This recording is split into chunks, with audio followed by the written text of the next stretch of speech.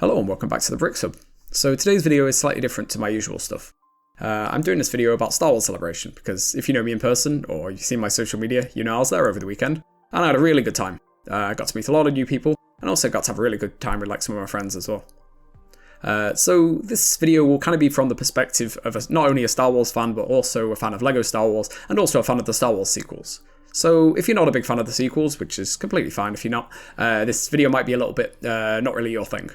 But personally, I just kind of wanted to talk about, my experience there, see what I think about, the new announcements, and just, my experience with the panels, seeing all the new LEGO sets, because there were a few that are being shown, and my personal advice for anyone who wants to visit Star Wars Celebration in the coming years, and just wants a bit of advice on what to do with panels and how to go about it. First, I'd like to make a more general point about Star Wars Celebration, and how different it felt to the Star Wars community online. It's easy to feel tired or even burned out on a saga that's continued to make films, TV shows, games, and books for almost 50 years now. But I can also see that the recent influx of Star Wars media from the Disney merger has made some people feel more cynical, and has made discourse online feel quite difficult and often quite toxic too. But Celebration felt like a reassurance to me, and that while many people are losing their interest in Star Wars, and I'm sure for their very, very own perfectly valid reasons, so many people were still enthusiastic, on board, and ready to passionately talk about the saga. Given the huge amount of Rey, Kylo Ren, and First Order Stormtrooper cosplays, I feel like the fandom is really coming around to the sequels now, and just like they did with the prequels as well. And it was really great to see Lucasfilm and the event themselves really respect that they're a valid part of Star Wars too. Despite my significant grievances with The Rise of Skywalker, I really do appreciate the growing push in the New Republic era to flesh out the rise of the First Order. I even bought a Last Jedi t-shirt, many of which had almost all sold out, which 3 years ago might have been a bit of a walking kick me sign. On the LEGO front, I managed to get a good look at some of the new sets coming out. The Spider Tank is giving me really mixed feelings, but I want the Darksaber and new Bo-Katan figure and the Grogu, because I still don't have one. But the build is so grey and boring compared to the rusted, sinister feel it had in the show. So this might be a skip. Or maybe I'll do an alternate build of it. I'm not too sure. Most important to me though was the UCS X-Wing though. Given my kind of mixed feelings on the ship, I can say straight away that the box renders really don't do this thing justice. But there's still so many things that I saw in person that just don't work for me. It's got a really thick nose, the wings should be longer, and I've no clue what they're doing with the flipper pieces on the guns. Otherwise though, the angles and shaping exceed the two prior UCS X-Wing models, which are quite blocky and all kind of built up with bricks. And part of me just really wants it just so I can do the largest ever build modification I've ever done, because there's definitely a lot to fix. Next up would be my experience with the panels at Celebration, which I think ultimately were very positive, and I think the same will apply for anyone visiting too. As long as you keep your expectations in check, and if you have a reservation for the panel, whether streamed in person, you'll definitely have the best time possible. But if you're hoping to get into a panel with the extra seating lines, you'll either have to arrive really early or just accept it'll be a complete dice roll as to whether you'll make it in. As a result, instead of trying your luck, the Celebration live stage is the perfect compromise. There's no queues, and it's on every day, all the time, and you get to see some great interviews with guests. The ones I saw this year were people like Dave Filoni, Carl Weathers, and Andy Serkis, and even Billy D. Williams was there, who he's looking quite tired these days, but he still managed to make the room laugh on multiple occasions. I think the three highlights for me in terms of panels would be first, the Villains of the Sequel Trilogy panel, where Gwendolyn Christie, Andy Serkis, and Ian McDiarmid sat down to talk about their characters in the sequels.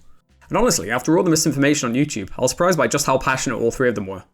Gwendolyn Christie spoke about how she was inspired by British female politicians, in one in particular of course, for her stoic, uncaring and unfeeling performance of Phasma, who even briefly talked about how she thinks that Phasma kind of held repressed feelings for Finn, who had freed himself from the First Order, leading her to kind of feel jealous and resentful of him. Andy Serkis mentioned how he saw Snoke as this twisted abomination trying to be the heir of Palpatine, while also comparing his role as this genocidal galactic dictator in Snoke with Keanu Loy, who he played in Andor, one of millions of Imperial prisoners on Arcana 5. And Ian McDiarmid had the best sense of humour too, but he also had a really sincere take on how he believed that Palpatine's evil came from his upbringing, where his desire for power led him to incite an insurrection and then steal that power. I was surprised by just how much all three of them got into their characters, and he talked about their motivations, their desires, and their backgrounds, all to the point that the panel even went overtime. The next one was more of a personal favourite, as it was the Bad Batch panel. It was fantastic to see how all the actors and the crew of the series, with Jennifer Corbett being especially impressive in terms of how she applied her experiences in the military to the Batch's larger story.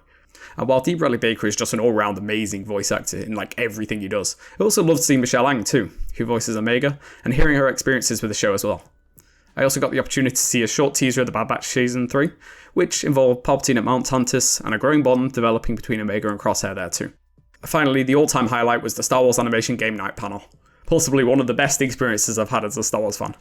So members of the cast of the Clone Wars all took part in what was essentially a Star Wars themed game show, where they had to answer trivia, act out certain scenes with their own voices, and even say each other's lines too.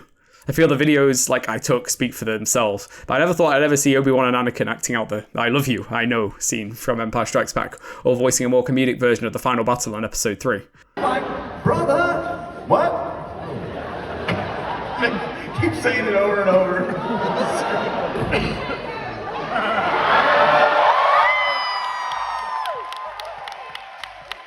It's over, Anakin! I have the high ground! Don't underestimate my power! Don't try it! Oh, please, Steve, don't try it. You will try! So honestly, that's really all I've got to say in this video. This was kind of just a bit of a sort of combination of all of my sort of feelings and experiences at Star Wars Celebration. I had an amazing time. I'm really thankful for all the friends I went with and all the people I met there. Just in general, Star Wars Celebration is very fun, and it's a great way to kind of just, connect with the community, because I do think that the Star Wars community is a lot more positive and a lot more fun to be around in person than online sometimes, where things can get quite toxic.